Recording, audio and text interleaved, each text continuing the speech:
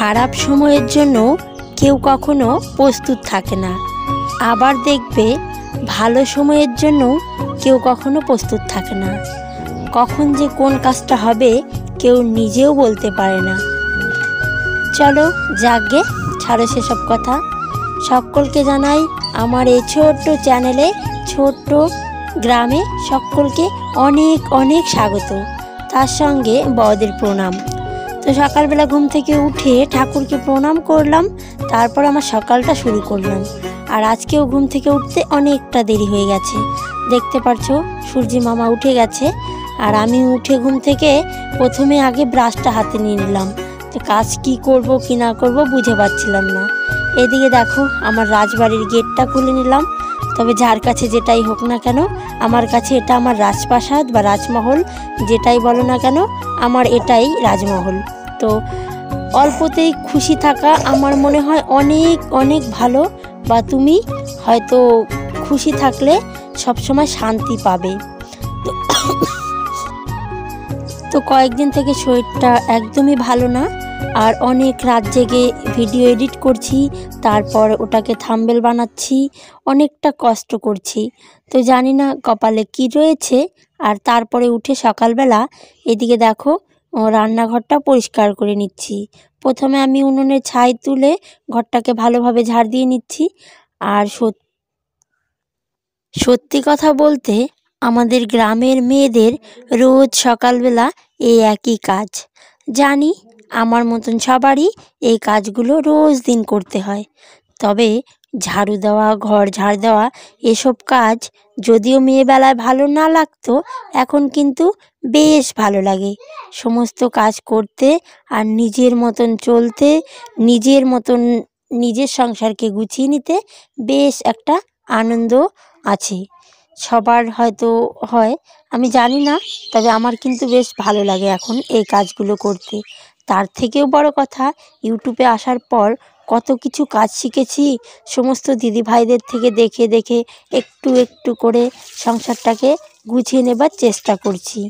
জানি না ভগবান আমার সাথ দেবেন কি না, তবে তোমরা কিন্তু অবশ্যই আমার সাথ দেবে আর পুরো ভিডিওটা জুড়ে থাকবে।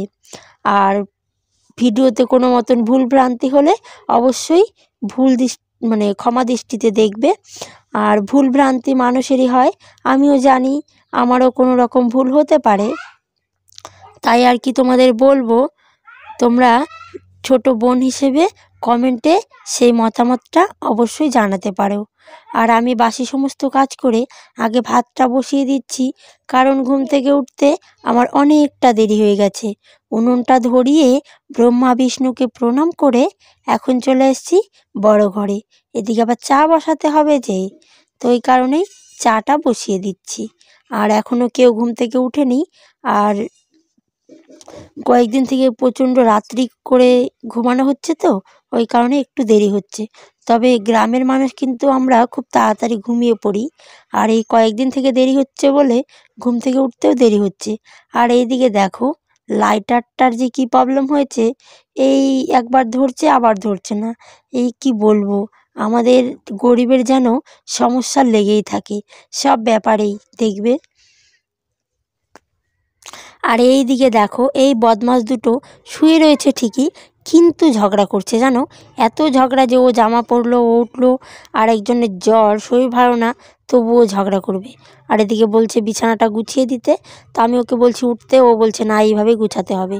আর এখন জ্বরে এতটা দুর্বল হয়ে পড়েছে যে একা যে উঠবে তারও অবস্থা নেই এত। আর এমনিতে মনে হয় সবসময় শরীরটা ভালো থাকে, আর আজকে না কয়েকদিন থেকে জ্বর হচ্ছে, ওই কারণেই না এতটা দুর্বল হয়ে গেছে। আজকে তো বলছিল আমাকে। তো আমাদের মতন গরিবের হরলিক্স খাবো না চাল ডাল আনবো, সেটাই বোঝা কষ্ট। তো ওই কারণে কিন্তু ইউটিউবে লাগাতার কষ্ট করে যাচ্ছি। তো তোমরা হয়তো ভাবো তোমাদের দাদাভাই যে কাপড়ের ব্যবসাটা করে আর কি, ওই ব্যবসাটা কিন্তু লোন নিয়ে লোন শোধ করতে হচ্ছে, আর এদিকে জামা কাপড় বিক্রি করতে হচ্ছে।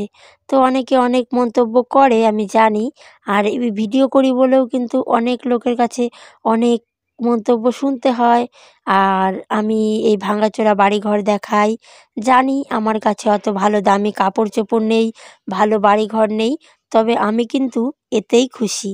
ভগবান আমাকে থাকার জন্য একটা বাড়ি দিয়েছে, আর মানে বাসাই বলতে পারো, পাখির মতন ছোট্ট একটা বাসা রয়েছে, এটাই আমার কাছে অনেক। আর গতকাল ছোট ছোট মাছ এনেছিল, ওই মাছগুলোকে ভেজে তুলে রেখেছিলাম, ওটা আজকে একটু ভেজে নিচ্ছি। আর এদিকে দেখো বেগুনিগুলো ভেজে নিয়েছি বেসন দিয়ে। তবে বেগুন দিয়ে বেসন দিয়ে বেগুন ভাজা খেতে কিন্তু বেশ ভালো লাগে। আজকে না তোমাদের সঙ্গে কথাগুলো একদম উলট পালট হয়ে যাচ্ছে। আর এদিকে কাঁচা লঙ্কা, পেঁয়াজ আর কালো জিরে ফোড়ন দিয়ে এখন একটা গা মাখা চচ্চড়ি করব। ওই যে ছোট ছোট মাছগুলো ভেজে নিয়েছি যে, ওই মাছগুলো দিয়েই।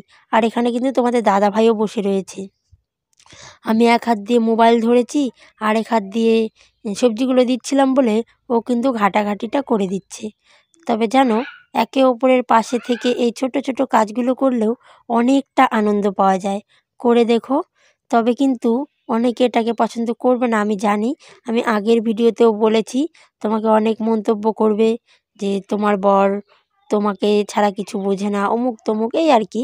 তো আমার কাছে এখন শুনতে শুনতে বেশ ভালো লাগে।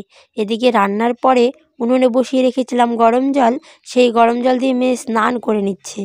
আর আজকে হঠাৎ করে ফোন করলো বোনের বর, চলো গিয়ে ঘুরে আসি। আমি বললাম কোথায়? বলে চলো না, গেলেই বুঝতে পারবে। তো এই কারণে সমস্ত কাজ সেরে এদিকে মেয়ে স্নানটা করে নিচ্ছে। প্রথমে তো স্কুলে যাবার ছিল, তারপরে না স্নান টান করে আমাকে বাসন মেজে পুজো দিয়ে দিয়েছে, মানে ঠাকুরের বাসনগুলো। তবে মেয়ে থাকলে হাতের কাজগুলো কিন্তু অনেকটা এগিয়ে দেয়।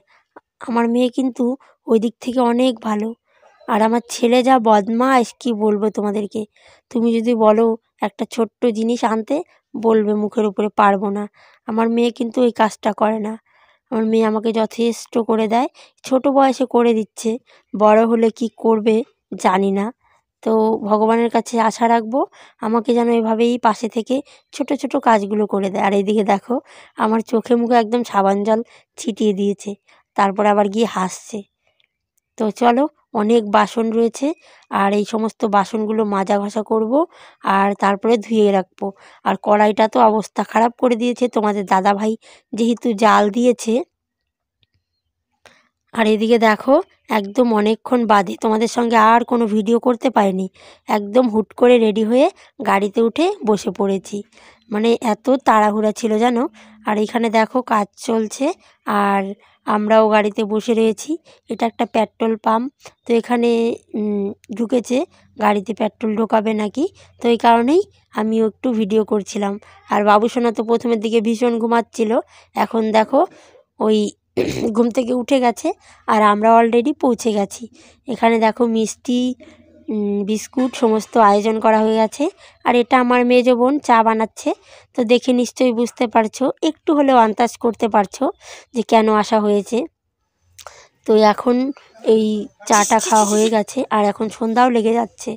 তো এই দেখো, মানে এত সন্ধ্যা হয়নি, আর আমাদের ঘর দিচ্ছে, এখনও ঘর কমপ্লিট হয়নি। আর এই যে নূপুর দাঁড়িয়ে রয়েছে, মানে বাড়ি যাবে, খাওয়া দাওয়া হয়ে গেছে। আর তোমাদের দাদা ভাই ওই পেছন দিকে গেছে, আর ওটাই দেখছিলাম। এই যে হালের জমিগুলো, মানে চাষ করা জমিগুলো দেখছো, এতে বাদাম লাগানো হয়েছে। আর এই পাতি ক্ষেতটাও আমাদের এই বাড়িরই। আর ওর এখানে পাতি গাছ লাগানো হয়েছে। আর তো পাতি খেতে কয়েকদিন থেকে কাজ করছে। তো আমিও আশা রাখবো তোমাদেরকে এই বড়, মানে আমার বাপের বাড়ির blog blog sorry home tour দেখাবো, যদি কখনো সম্ভব হয়। আর এই দেখো আমার ছোট বোন, তো ওকেই দেখার জন্য আসা হয়েছিল। আর এদিকে দেখো মার তাড়াহুড়োটা, মা আমাকে আলু দেবে না কি দিবে কি তাই ঢোকাচ্ছে, এক ব্যাগ ভর্তি আলু দিয়ে দিয়েছে।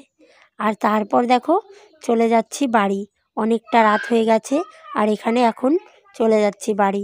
তবে অনেকটা পথ মারুতিতে আসার পর এখন অবশেষে টোটোতে যাচ্ছি। তোমাদের দাদা ভাইয়ের ভীষণ কষ্ট হয় মারুতিতে উঠতে, মানে বমি করে আর কি। তো চলো, আজকের ভিডিও এখানেই শেষ করছি। দেখা হবে গতকাল নতুন ভিডিওর সঙ্গে। সবাই ভালো থেকো।